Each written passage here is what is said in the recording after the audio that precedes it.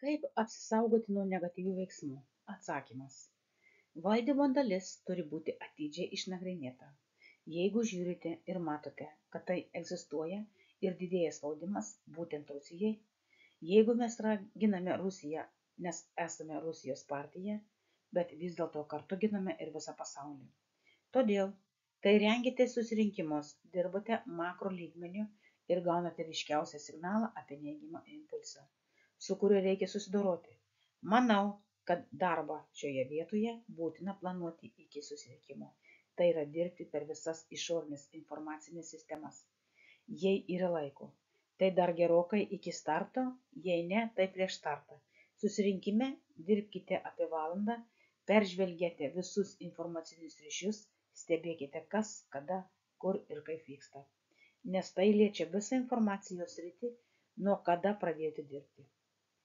Tai viena iš technologijų yra skaitmeninė serija 988517 apibūdinanti galimą neigiamą grupės valdymo poveikį grupinį.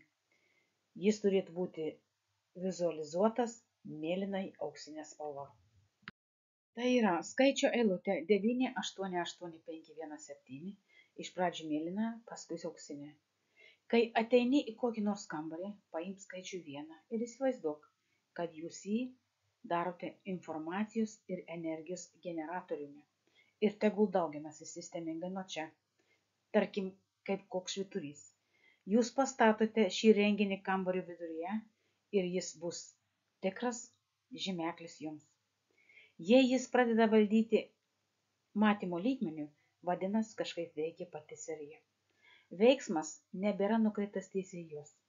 Pirmas signalas pereina per skaičių 1 ir tada pradeda judėti.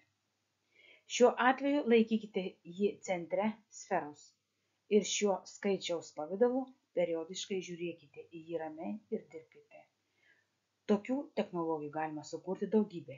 Vienas iš paprasčiausių šviesiai mėlynos konstrukcijos dedamos ant sienų, o po to ir auksinės spalvos, kad kambario centre kelias sekundės išliktų koncentracija į vieną nuoseklią spalvą. Pavyzdžiui, šviesiai mėlyna valdymas išlygina viską.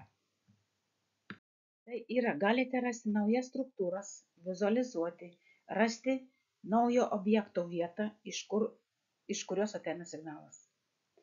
Iš pirmo geriausia dirbti su vieta. Ir dirbkite ties mąstymo struktūra. Kas atsitinka jūsų mąstymo atveju? Tai yra, atsiranda sistemos, kurios įtakoja taip, kad sumažintų neigiamus informacijos perdavimo efektyvumą. Pažvelkite į mąstymo lauką. Pažiūrėkite, kur plečiasi ši mąstymo erdvė, nes jūsų žinios išsiplečia ir sumažina spaudimą. O kaip aplinka pajaus, suteik jiems daugiau laimingo gyvenimo ir leisk jiems pailsėti. O tu ramiai dirbi. Susitikimas su Grigorij Grabovoj Ekaterinburge 2005 metais gruodžio 20-30 dienomis. Video jis sukūrė ir įgarsino Sigutė.